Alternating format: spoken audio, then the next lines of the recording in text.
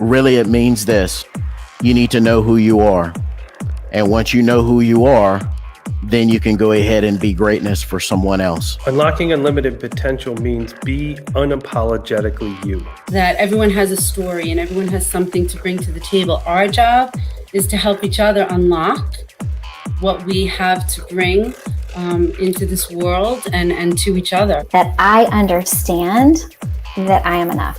Unlocking unlimited potential means empowering yourself to own your story. We limit ourselves to what we think is going to happen, and we don't open the doors to the possibility of what's next. It's knowing who you are now and then doing anything necessary into becoming who you want to be. Well, I want you to know that inside of you exists an unlimited potential, and I believe in it.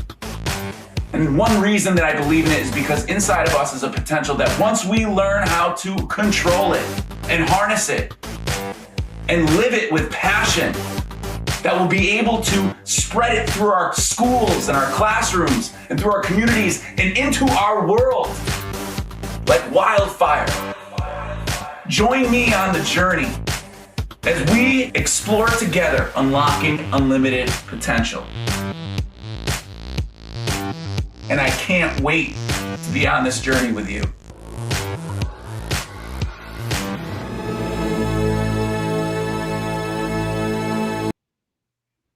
All right. Welcome to the Unlocking Unlimited Potential Stories show.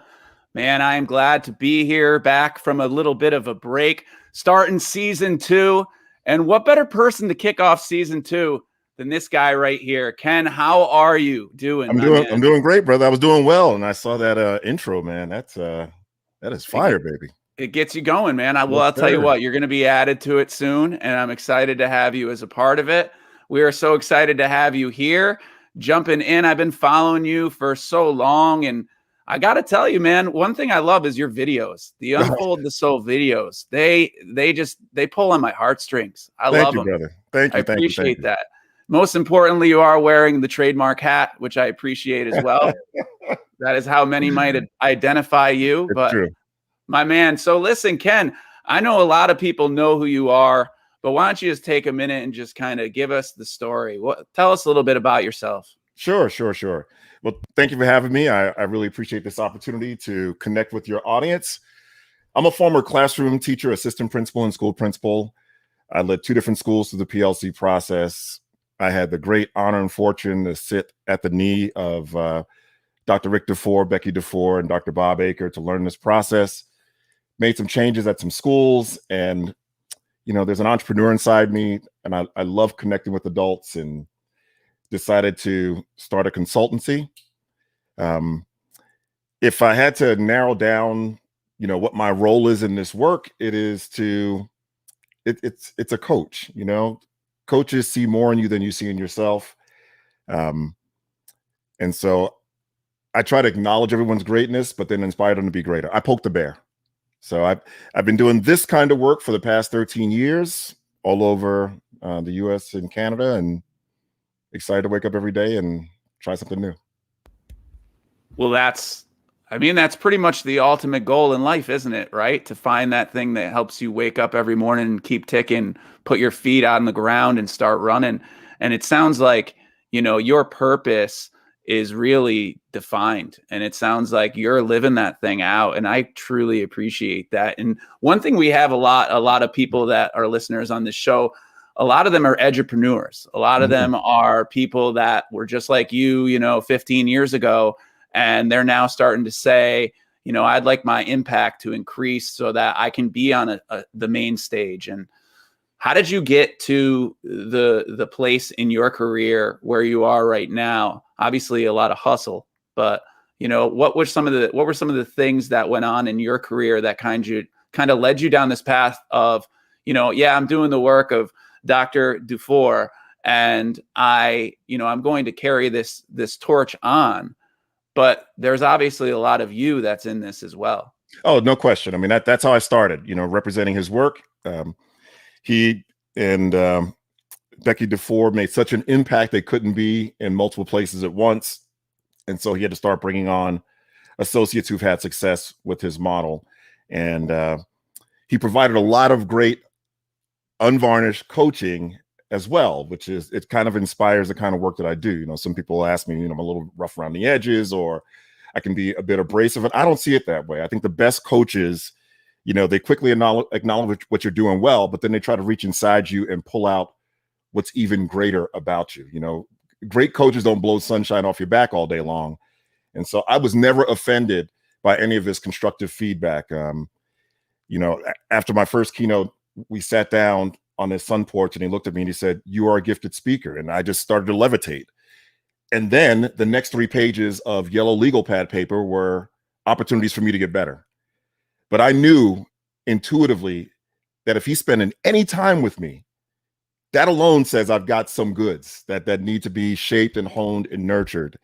You know, I started in this work representing his work, and then you do it enough, you start to find your own voice as well. I mean, I never stray too far away from that work because it's the right work, the way our schools are constructed. But I definitely added my own voice, my own twist. You kind of figure out, you start speaking, man, you'll speak about anything. I mean, I'll keynote kindergartners at the beginning of my career, but after a while, you start figuring out where your niche is, where your strength zone is. And it's taken some years, a lot of hard knocks, a lot of failures, but I'm at a place where I feel really comfortable where I am. And my strong suit is equity, it's culture, it's making equity actionable. It's taken a lot of these really salient, important, and critical topics that we're discussing in education. And what happens to them to me is we start talking about them so much in an echo chamber, they start to get pumped with helium and they start floating up into the ether and become ambiguous. And I'm the guy who pulls the damn balloon back down to earth and makes what we're talking about actionable, right? So equity is a verb. And I work with schools on how to implement that practice and make it tangible, measurable, and observable. I appreciate that so much. And there's 2 things that really stick out to me that are super important about what you said. And the first thing is the coaching aspect, how important it is. I mean, I do the same in my career in terms of coaching. I have a coach myself.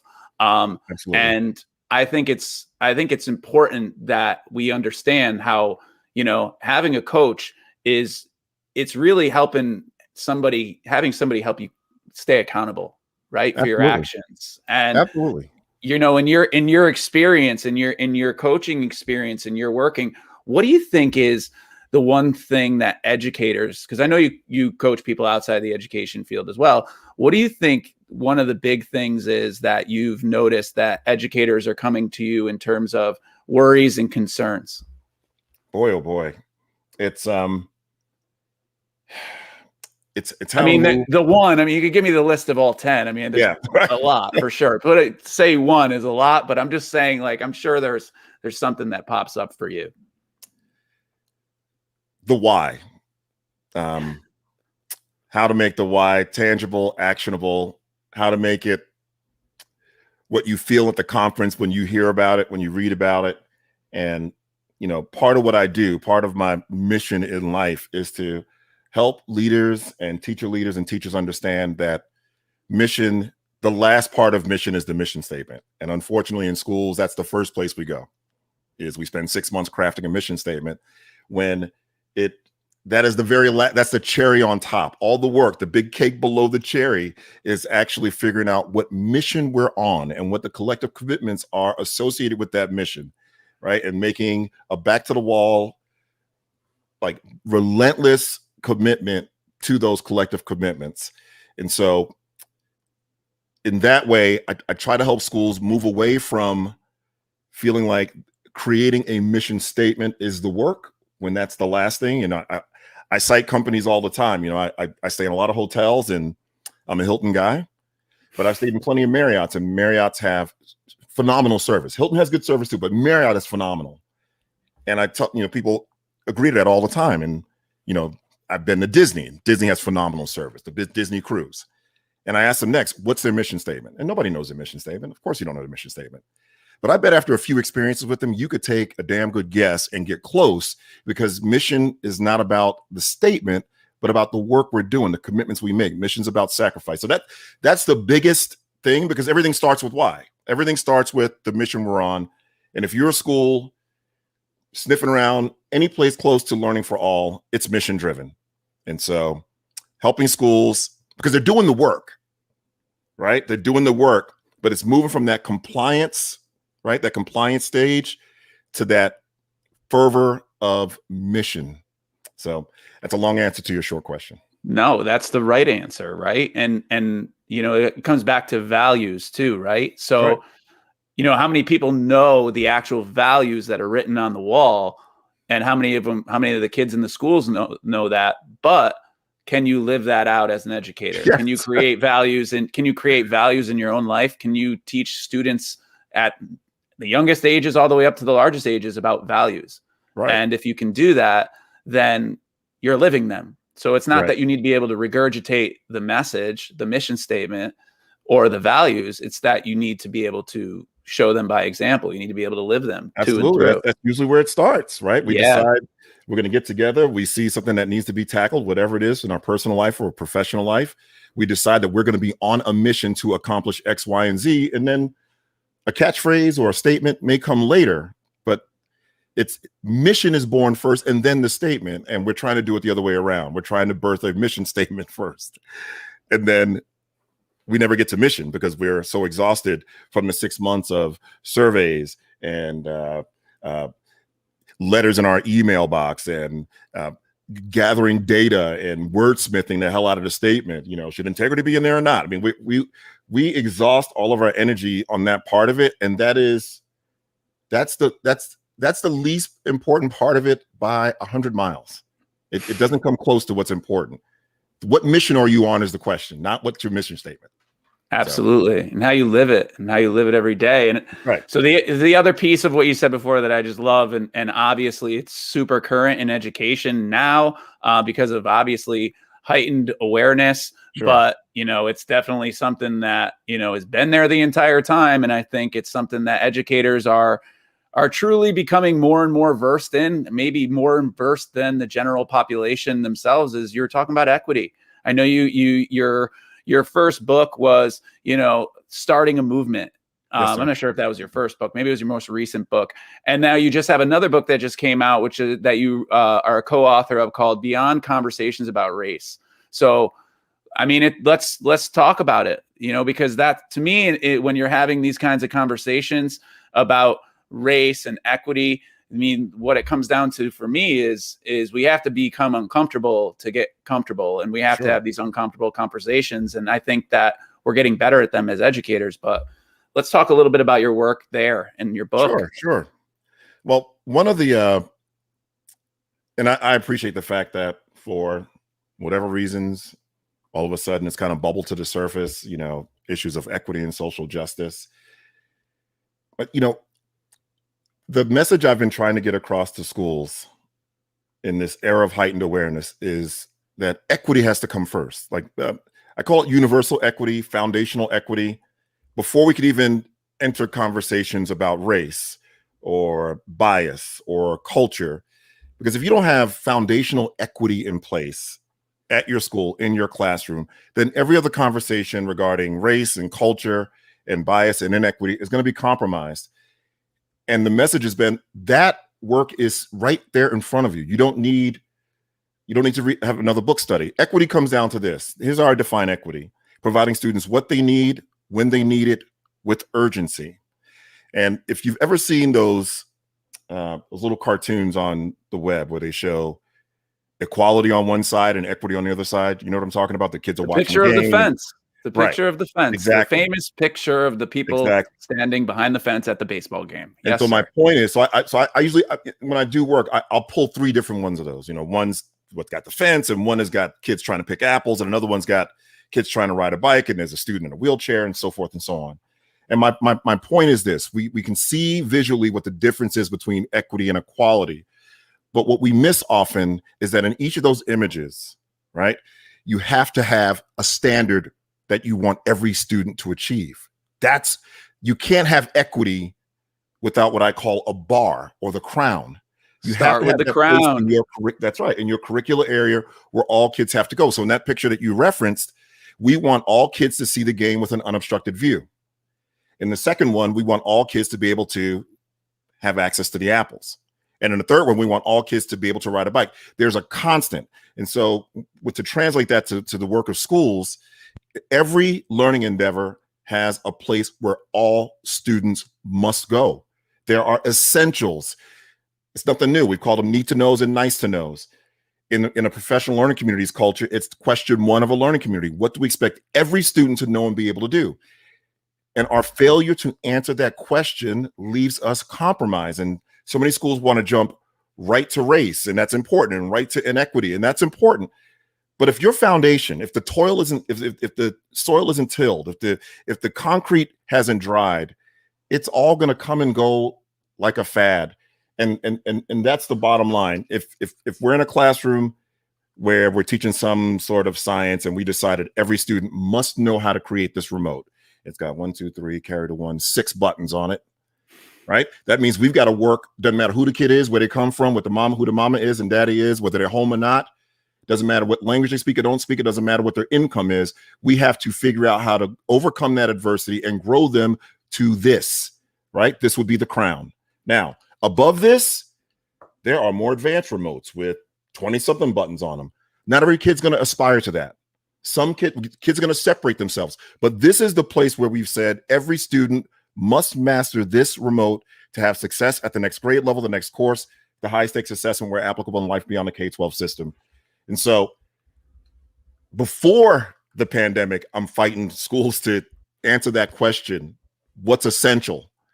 And the pandemic has just shown even more light on it. So once they've done that, then issues of bias and racism, race, prejudice, prejudgment, all those things, they'll bubble to the surface, but they'll be bubbled to the surface on solid ground. And that's the key. I don't, I've done this work, several times since the pandemic, and folks look around and say, that sounds like PLC work. I say, yes, PLCs have been addressing equity head on for 40 years. For 40 years, you got to answer question one. Without it, we're left judging what we believe kids could do. We're left engaging in highest individual potential, which is a slippery slope. And we're left being subjective about what every kid should know and be able to do. And it should not be subjective. It should be very, very objective. What is it in every course and every content area that we expect every student to know and be able to do? And organizing to ensure that happens, that's equity at work. That's equity in practice.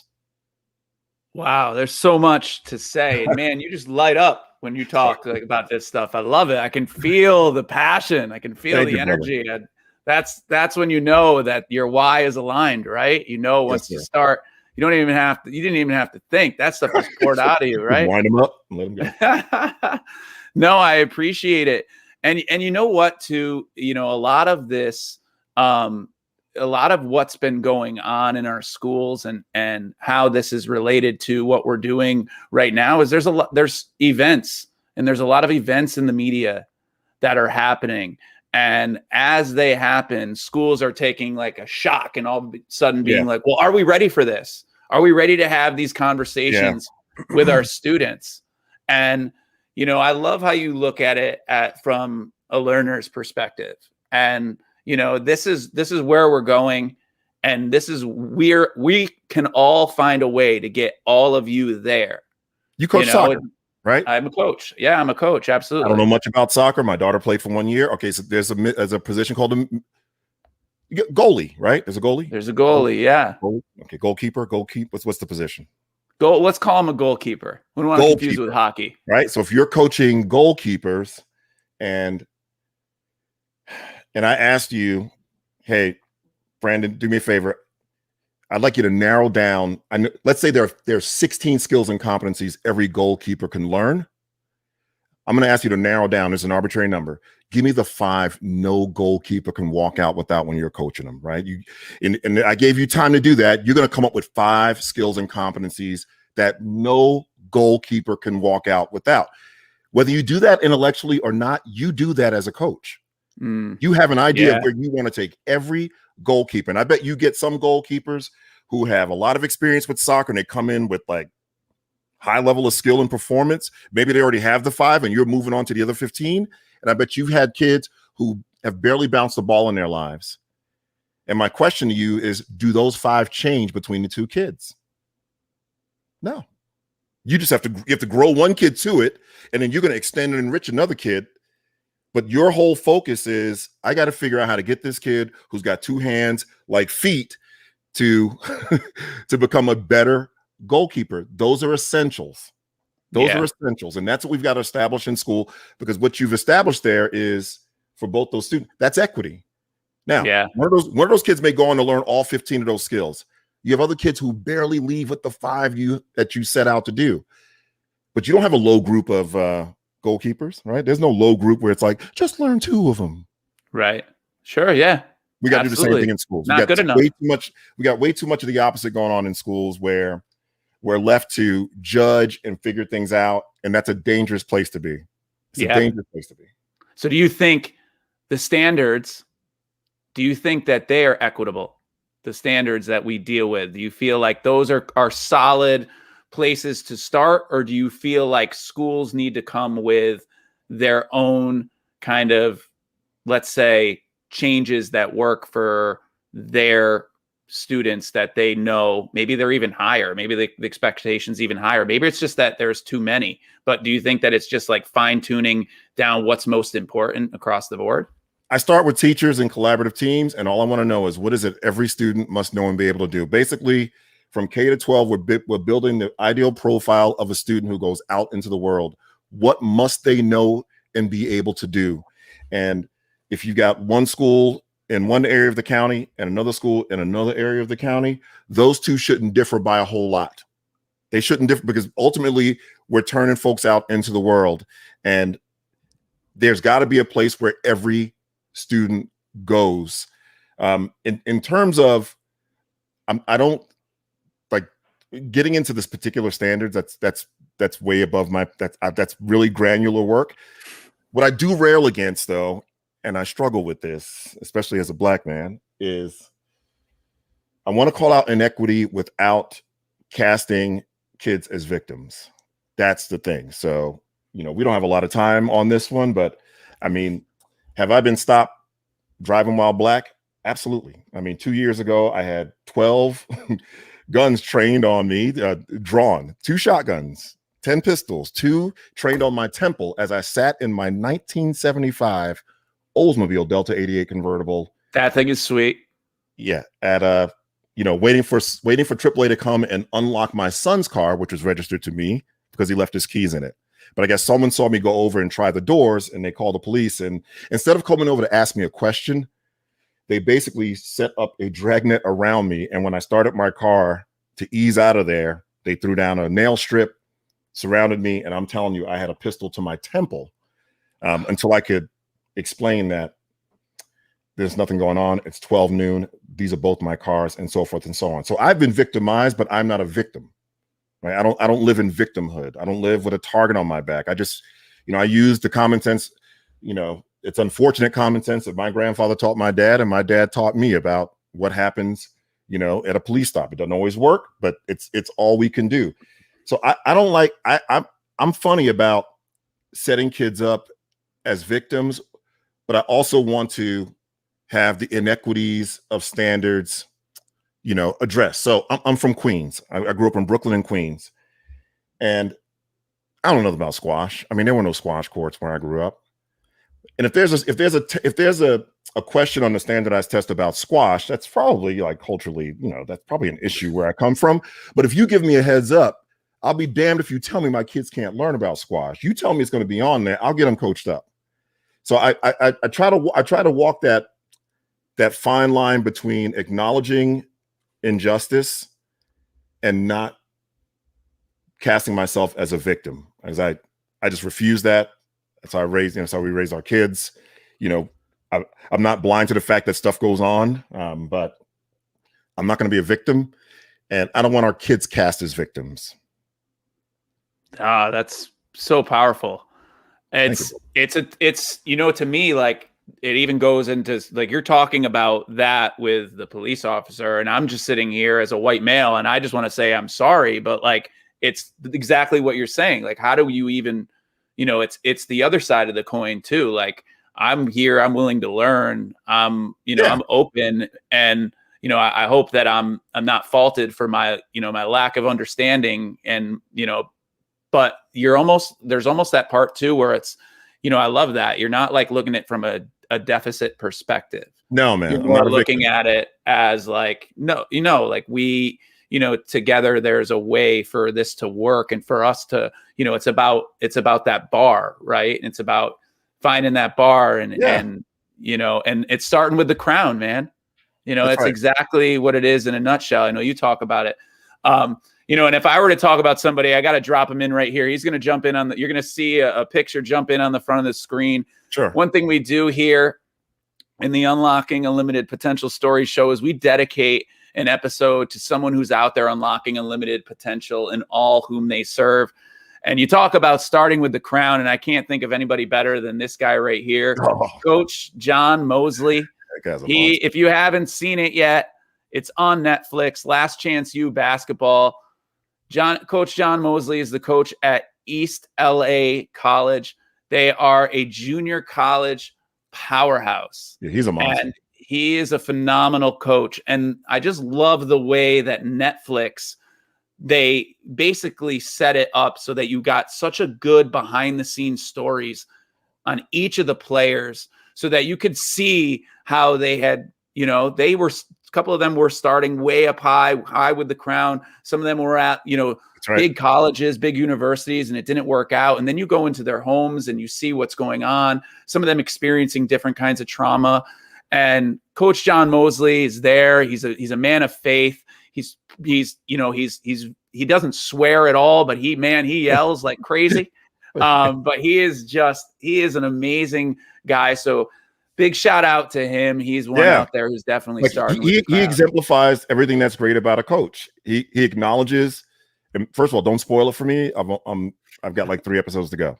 Can't do that. But all those players, man, they come from. I mean, each one is an episode of 2020. I mean, each one of their stories. I mean, the adversity and challenges they've gone through, and yet he has a place where all of them must go, depending on their position. He empathizes with their situation while not lowering the bar, not dumbing it down. He doesn't bring the crown down to them. He holds it above and provides the scaffolds and bridges to make it happen. And his work is to ensure they get there, not just to give them opportunities to succeed, but to ensure they get there. He is an advocate.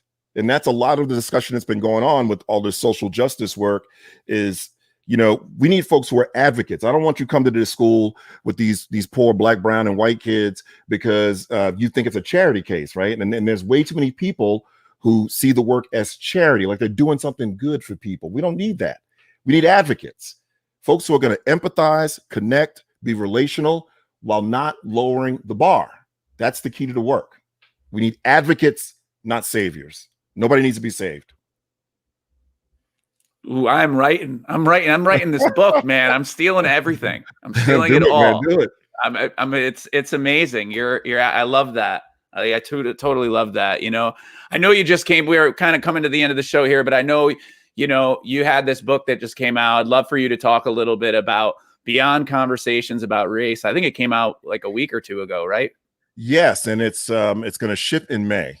I mean, according to the publisher, it's going to ship in May, and I have to thank one of my colleagues, Doug Reeves, who, and Solution Tree, giving me the opportunity to contribute. It's with some phenomenal authors, Anthony Muhammad, Rosa Isaiah, Dr. Yvette Jackson, and several others, Shiraki Holly. And I think it differs from a lot of what I see and hear out there because it's doing more than shouting out problems. It's actually trying to provide solutions and build scaffolds about a topic that is really touchy. I mean, we're in an age right now where, freedom of speech is at risk. I hear all the time about, how do I say this? It's easy to express your point as long as it doesn't come into conflict with the person you're talking with. So it was a touchy topic before we got into this very walk around on eggshells place that we're in, where it's a challenge to dialogue. And so the book does a great job of providing some real life case studies and again, scaffolds, bridges, and next steps to have those conversations as appropriate. I want the conversations to grow out of, you're trying to implement equity, you're having some challenges. You've got some common assessment data and it's showing a red flag here, right? Don't do it just because it's a hot topic.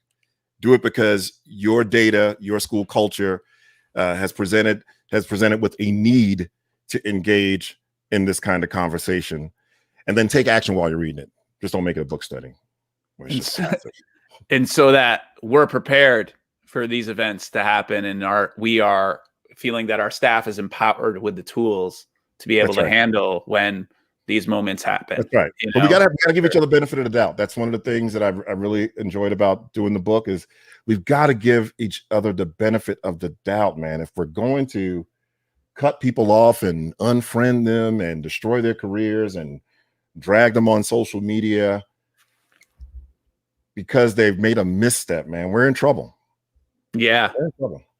Yeah, and that's the other thing too. There has to be some sensitivity to it. Yeah. Too. I mean, there's a very, in some cases too, it might be blown out of proportion. Right. And I don't want to, and I'm not taking away from anything that's happened.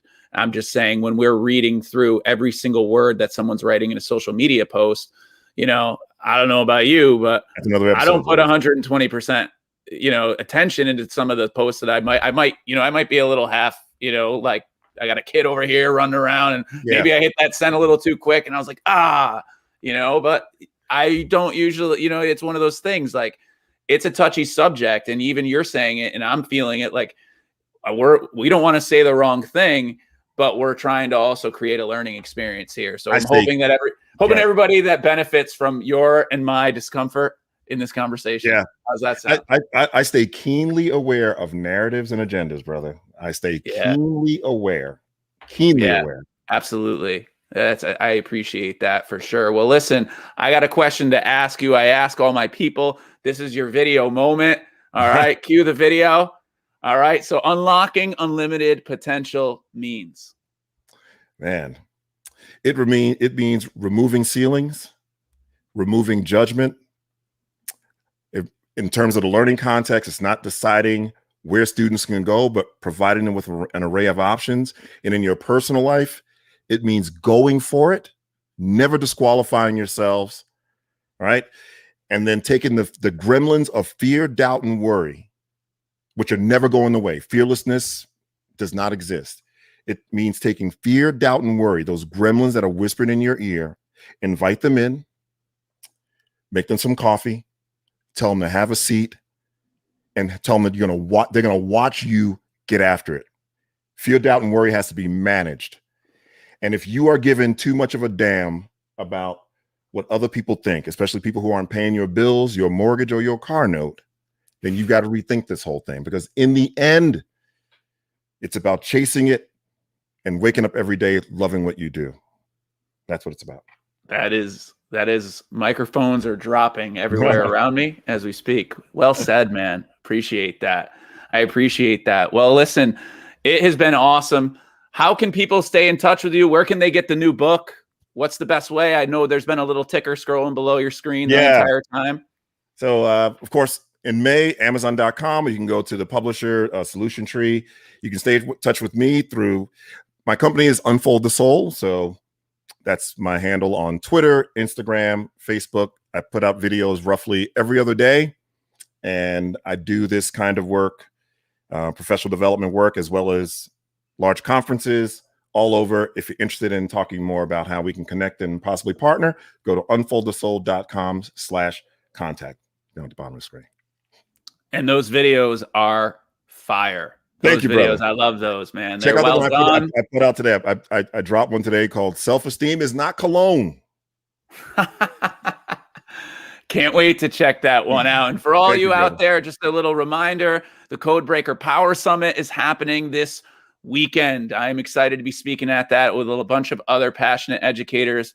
And finally, remember, the journey toward unlocking unlimited potential begins with us. Continue to educate with passion. Ken, thank you so much for bringing it today.